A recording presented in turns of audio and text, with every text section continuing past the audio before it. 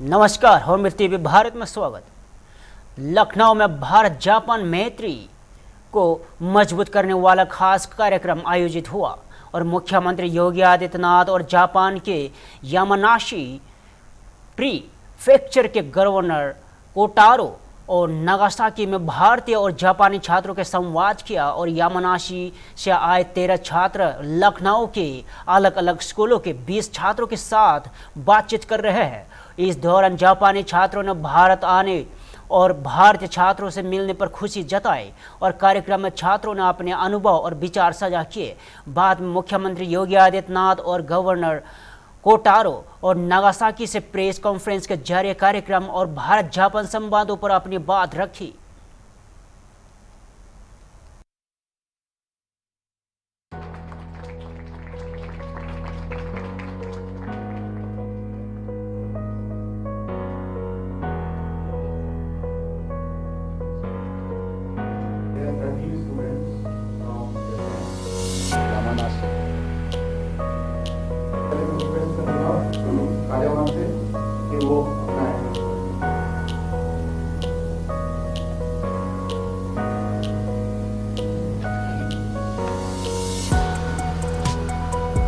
नमस्ते। 日本の山梨県から来ました風間智です。で、私はよりインドのことが大好きになりました。私、夢づくを利用してきました。判断を支えてくださったすべての皆さんに感謝を申し上げます。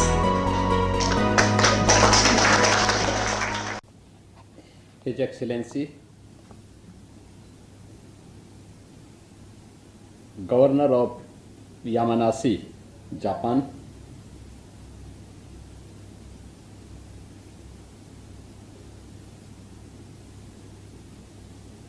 student exchange के आज के इस कार्यक्रम में जापान के यामानाशी से आए हुए हमारे 13 छात्र और उनके फैकल्टी मेंबर्स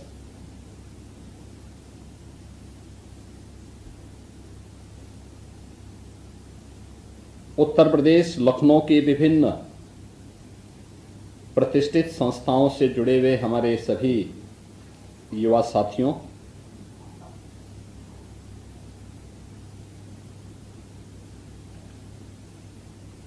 ओहायो गोंजाइमस, सुप्रभात।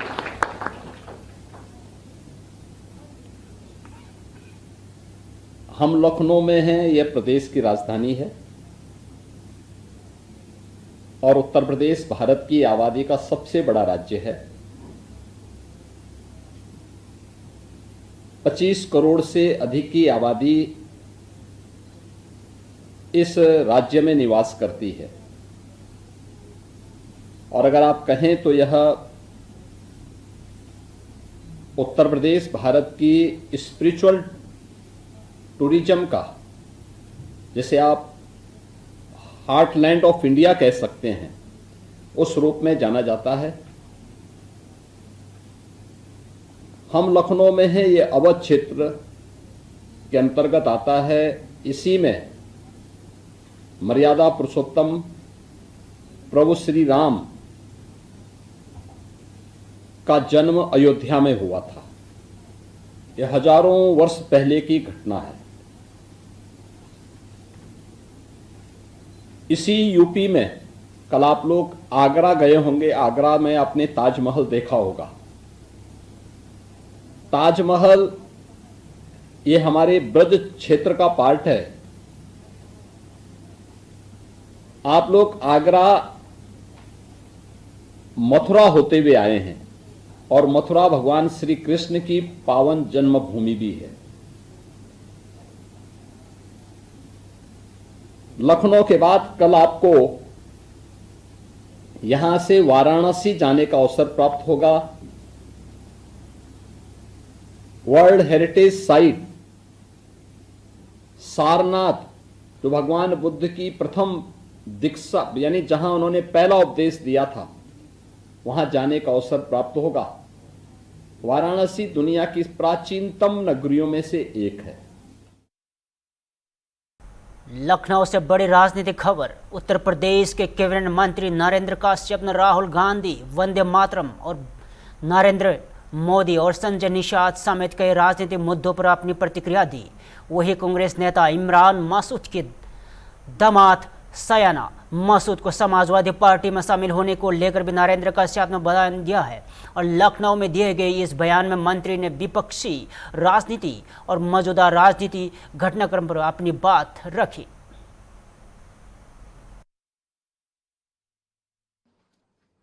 कि इस तरह की कोई सूचना हम लोगों के पास तो नहीं है, लेकिन आप जो कह रहे हैं ये सही है, तो मुझे लगता है कि और भी कड़ी कार्रवाई करने की आवश्यकता है। सर, राहुल गांधी ने बयान दिया है प्रधानमंत्री को लेकर कि ये उनका राजनीति का आखिरी पड़ाव है, इसके बाद उन्हें कोई सक्सेसर ढूंढना पड़ेगा। देखिए, मुझे लगता है कि कांग्रेस पार्टी को रसातल में पहुंचाकर ही राहुल गांधी मानेंगे। आज देश का बच्चा बच्चा, वो भी जिसके मन में भारत के प्रति जरा सा भी लगाव है, ऐसे सारे लोगों का समर्थन, प्यार, आशीर्वाद और सहयोग माननीय प्रधानमंत्री श्री मोदी जी के साथ है। और इस बात से ही राहुल गांधी जैसे लोग परेशान हैं और अपना फ्रस्ट्रेशन निकालने के लिए ऊल जुलूल की बात करते रहते हैं। जनता रोज सबक सिखा रही है, तब भी कांग्रेस पार्टी और कांग्रेस पार्टी के नेता कुछ सीखने के लिए तैयार हैं। तैयार नहीं हैं तो भगवान उनका भला करे। सर, हाल ही में गलत नैरेटिव के साथ और गलत तथ्यों के साथ देश की सेना के ऊपर सवाल खड़ा करना, ये कांग्रेस और प्रतिपक्ष की आदत बन गई है। जहां कहीं भी भारत विरोधी कोई बात होती है, जहां कहीं भी कोई भी अवसर ऐसा आता है जिससे भारत की सेना का मनोबल गिर सके, ऐसे अवसर को कांग्रेस पार्टी छोड़ती नहीं है, राहुल गांधी छोड़ते नहीं हैं। पता नहीं क्या दिक्कत है। जिस सेना के पुरुषार्थ का लोहा पूरी दुनिया मानती है, उसी सेना पर बार बार सवाल खड़ा करते हैं। हमारी सेना ने भी कई बार स्पष्ट किया है, भारत की सरकार ने भी कई बार स्पष्ट किया है। वो कांग्रेस पार्टी का अपना जमाना, जवाहरलाल का जमाना, इंदिरा गांधी का जमाना उनको याद आ जाता है। अरे ये मोदी जी का कालखंड है, भारत की तरफ देखने की औकात और हिम्मत किसी के अंदर। लखनऊ से बड़ी राजनीतिक खबर है। उत्तर प्रदेश के कैबिनेट मंत्री संजय निषाद ने बीजेपी सरकार और निषाद समाज और जातीय जनगणना समेत कई मुद्दों पर अपनी बात रखी। संजय निषाद समाजवादी पार्टी और राहुल गांधी और अखिलेश यादव पर भी निशाना साधा। वही सीतापुर में दलित किसान नेता के साथ एसएसपी कार्यालय में कथित मारपीट के मामले पर भी प्रतिक्रिया दी और केंद्रीय मंत्री किरेन रिजिजू के बयान और जातीय जनगणना के मुद्दे पर भी संजय निषाद ने अपनी राय रखी। ये जनता को वादा सरकार करती है, या जो सत्ता में आती है वो वादे के साथ आती है। तो भारतीय जनता पार्टी ने वादा किया था कि निषादों का आरक्षण हमारा प्राथमिकता है और हम ये सपा बसपा कांग्रेस बेईमान, उनके खिलाफ प्रदर्शन भी करती थी। भाजपा माननीय योगी जी जब सांसद थे तो धरने पे बैठते थे, सदन में आवाज चलाते थे। जब माननीय मुख्यमंत्री जी ने लिख के आरजीआई से कह दिया कि केवट मल्ला मझवार अनुसूचित जाति के हकदार हैं, दिशा निर्देश दें, तो जब आरजीआई ने लिख के दे दिया कि नहीं केवट मल्ला मझवार अनुसूचित जाति के हकदार हैं, सामाजिक न्याय मंत्रालय इसका नोडल विभाग है दिशा, तो अब जब प्रमाणिक दस्तावेज हो गया तो उसको लागू होना चाहिए। क्योंकि भाई देख 10% अपर कास्ट को, महिलाओं को 33 दे दिया, उत्तराखंड में दे दिया, शिल्पकार जाति ने जातियों का समूह है। तो ये उजड़ी हुई परिवार है, ये भूमिहीन है। सपा बसपा कांग्रेस ने धोखा दिया सबने, तो कम से कम भारतीय जनता पार्टी इनके साथ खड़ा हो। तो समाज की नाराजगी बताना, हम चूंकि देखो मित्र हैं, मित्र का काम है जीत देना, मित्र का काम है सही दिशा देना, मित्र का काम है सही बात बताना। तो मैंने बता दिया कि भाई 43 सीट पिछले बार आरक्षण के नाम पर हमारे लोग इधर उधर उधर हो गए, नुकसान कर दिया, आगे न नुकसान हो। तो मैं चाह रहा हूं कि इनके मुद्दे हल होने के लिए पहल होनी चाहिए। तो क्या लगता है सर, समाज, आप कह रहे हैं समाज नाराज है तो इसका नुकसान उठाना पड़ सकता है, इसीलिए समय रहते हम लोग समाज को इकट्ठा करके हम लोग काम कर लें।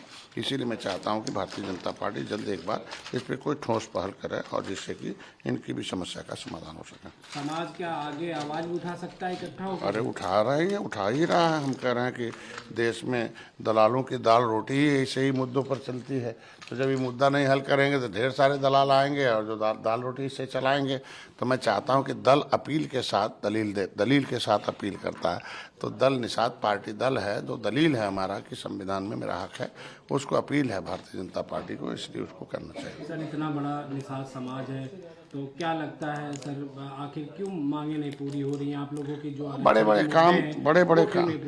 बड़े काम थे भारतीय जनता पार्टी के, तो हमको लगता है उसको दूर कर रही थी भारतीय जनता। अब उसको आ गया, महिलाओं का किया, अपर कास्ट का किया, हमको लगता है अब निषादों पर नंबर है। नाराजगी किससे है सर, स्टेट गवर्नमेंट की सेंट्रल गवर्नमेंट? नहीं, कोई भारतीय जनता पार्टी बटी थोड़ी है। चाहे राज्य सरकार, दोनों केंद्र और राज्य दोनों एक होते तभी समस्या का समाधान होता। उनके केंद्र और राज्य में भाजपा जनता पार्टी की सरकार है, दोनों मिलकर काम करें। आपने कहा सर अभी भी बातचीत चल रही है आपके मुद्दे पे, सर किससे बातचीत चल रही है और आगे की क्या कुछ? अरे जितने भी भारतीय जनता पार्टी के लोग मिलते हैं, भाई धैर्य रखो, थोड़ा सा हो जाएगा। और हम लोग समाज के व्यक्ति सामाजिक मुद्दा नहीं उठाएंगे तो हम लोग समाज के वकील हैं ना, सड़क से सदन तक वकील नहीं वकालत करेंगे तो क्या? तो सर चुनाव से पहले हो जाएगा मुद्दा आपका? ये भारतीय जनता पार्टी से पूछना चाहिए आपको कि वो उसका हल कब करेगी, क्योंकि वो पहले वकील थी, आज वही खुद जज हैं। अब हम वकील हैं, तो वकील का काम वकालत करना है, जज का काम जज फैसला देना। तो बगल में कोलकाता से बड़ी राजनीतिक खबर है। बीजेपी सांसद राहुल सिन्हा ने कांग्रेस नेता राहुल गांधी पर आरएसएस को लेकर दिए गए बयान पर पलटवार किया और राहुल सिन्हा ने कहा है कि राहुल गांधी को भारत के इतिहास और देश की विचारधारा को समझने की जरूरत है। उन्होंने राहुल गांधी के प्रधानमंत्री नरेंद्र मोदी और केंद्रीय गृह मंत्री अमित शाह को लेकर दिए गए बयान पर भी निशाना साधा। वहीं वंदे मातरम और कांग्रेस के रुख को लेकर भी राहुल सिन्हा ने सवाल उठाए और जदवापुर में यूनिवर्सिटी के विवाद को लेकर उन्होंने विश्वविद्यालय कथित माओवादी और नक्सली प्रभाव से मुक्त कराने की जरूरत बताई। राहुल गांधी देश को कैसे जानते हैं? फले फूले सब हुआ विदेश में। आज भी थोड़ा समय मिलने से विदेश चला जाते हैं, कहा जाता है कोई नहीं जानते, इसीलिए वो देश को कैसे जानेंगे? देश को राहुल गांधी को जानना है तो राष्ट्रीय स्वयंसेवक संघ को जानना है।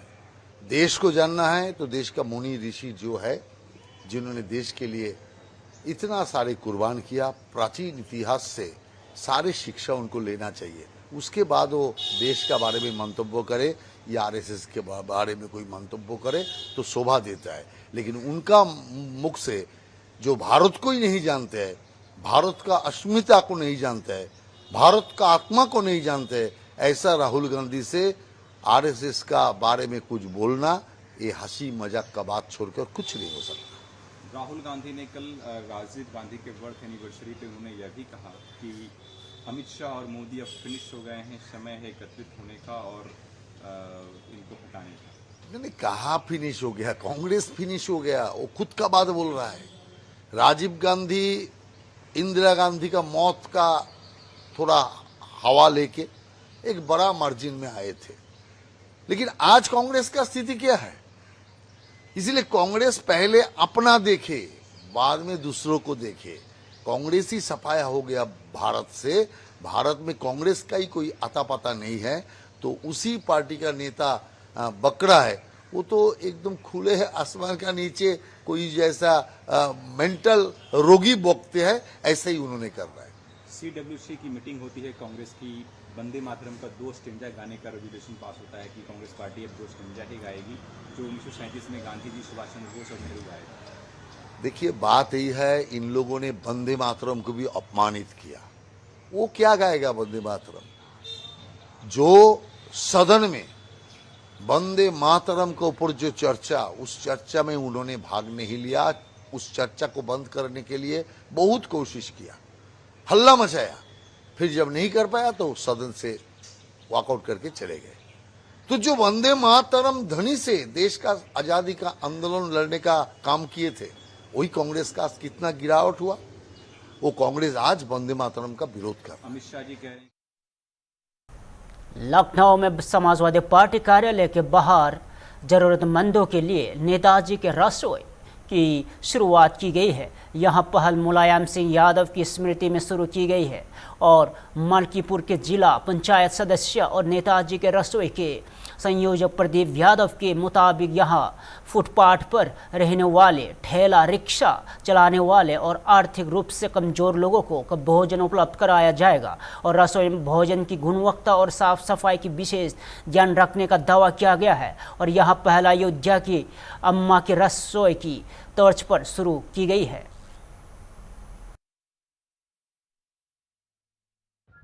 क्या नाम है आपका?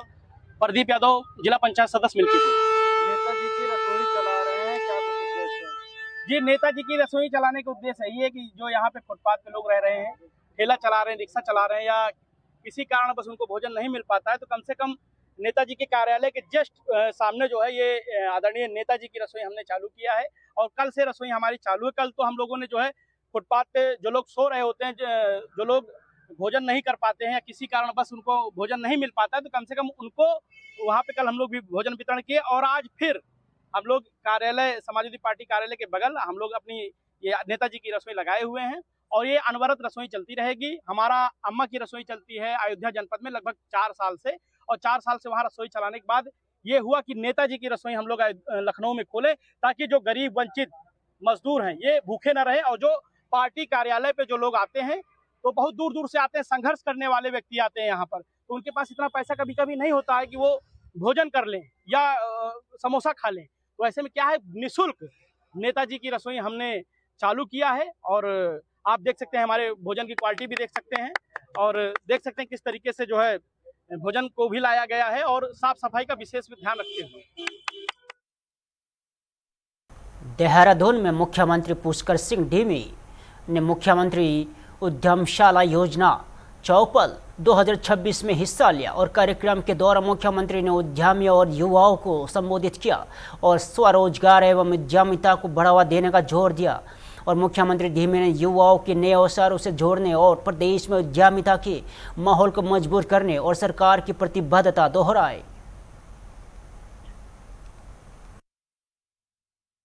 से पेन की निब से लेकर आज हम अंतरिक्ष में जाने तक का भी काम हमारा देश आज कर रहा है। हथियारों के मामले में कभी हम जो है, हम सब लोग जो है कोई ना कोई, यहां जितने भी लोग बैठे हैं या जो सुन रहे हैं पूरे राज्य के अंदर, हर घर से कोई ना कोई सैनिक है, हर किसी के परिवार में कोई सेना में है। अगर सेना में नहीं है तो पैरामिलिट्री में, अर्धसैनिक बलों में होगा। अगर वहां भी नहीं होगा, किसी के घर का नहीं होगा तो उनके नातेदार होगा, रिश्तेदार होगा, जानने वाला होगा, पहचानने वाला होगा, आस पड़ोस में रहने वाला होगा। जब भी लड़ाई लगती थी तो सबसे ज्यादा प्रभावित हम लोग होते थे। जब भी लड़ाई की बात आती थी हम तो कहते थे, उस समय बचपन में कहते थे, हम छोटे छोटे थे तो कहते थे लड़ाई लगने वाली है, छुट्टी कैंसिल हो गई। अब इतनी अकल भी नहीं थी लेकिन सुनते थे। मेरे पिताजी भी फौज में थे तो मैं यही सुनता था कि अब लड़ाई लगने वाली है, अब ये कर लो, अब वैसा कर लो, छुट्टी बंद हो गई है, ये हो गया है, वो हो गया है। तो उस समय हमारी स्थिति बड़ी परिवारों की अलग प्रकार की होती थी। और आज लड़ाई लगती है तो कोई हमारी तरफ आंख उठाकर देखता है तो हमारी सेना उसको जो है पूरा का पूरा जवाब देने का काम करती है। आप देखिए, चाहे सर्जिकल स्ट्राइक हो, चाहे वो एयर स्ट्राइक हो, चाहे वो पहलगाम के बाद ऑपरेशन सिंदूर हो, हमारी सेना ने दुश्मनों के, उन आतंकवादियों के अड्डों को, उनको नेस्तनाबूद करने का काम उन्हीं की जगह पर जाकर किया है। और अब हमको हथियारों के लिए दूसरे देशों पर निर्भर नहीं रहना पड़ता है। ब्रह्मोस जैसी मिसाइलें, आकाश जैसी मिसाइलें, अच्छी अच्छी टेक्नोलॉजी, और हम आज केवल टेक्नोलॉजी अपने लिए ही काम में नहीं ला रहे हैं, अब उस टेक्नोलॉजी से हमारा देश पैसा भी कमा रहा है, हमको बहुत बड़ी आय भी हो रही है, हथियारों का हम निर्यात भी कर रहे हैं। ऐसा भारत जो है बनाने का काम प्रधानमंत्री मोदी जी के नेतृत्व में हो रहा है, क्योंकि मोदी जी ने कहा है कि मेरे जीवन का उद्देश्य राष्ट्र प्रथम है, यानी कि सबसे पहले देश है हमारा। पहले के प्रधानमंत्रियों ने, पहले की सरकारों ने कभी नहीं सोचा कि हमारी बहनों को लखपति होना चाहिए, आयुष्मान भारत योजना आनी चाहिए, जनधन योजना आनी चाहिए, उज्ज्वला योजना आनी चाहिए, हर घर तक पानी पहुंचना चाहिए, आप सबके बैंकों में खाते खुलने चाहिए, उत्पादों को बाजार मिलना चाहिए। इस प्रकार के कामों को आज इस कालखंड में हुआ है। इसीलिए भारत आज दुनिया की जो है चौथी सबसे बड़ी जो है आर्थिक शक्ति बन गया है वैश्विक स्तर पर, और हम धीरे धीरे तीसरी आर्थिक शक्ति बनने की दिशा में आगे बढ़ रहे हैं। और आज से बड़ी राजनीतिक खबर है। बीजेपी नेता प्रतुल सहदेव ने 11वीं से 13वीं जेपीएससी परीक्षा को लेकर झारखंड पर सरकार पर निशाना साधा है और झारखंड हाई कोर्ट के सरकार द्वारा रद्द की गई 11वीं और 13वीं जेपीएससी परीक्षा के फैसले की रोक लगा दी है। इस घटनाक्रम के बीच छात्रों ने आज राज्य के 24 जिलों में मुख्यमंत्री हेमंत सोरेन का पुतला फूंकने का ऐलान किया है और प्रतुल सहदेव ने जेपीएससी विवाद को लेकर झारखंड मुक्ति मोर्चा सरकार की कार्यशैली पर सवाल उठाए और छात्रों के मुद्दे पर सरकार को घेरा।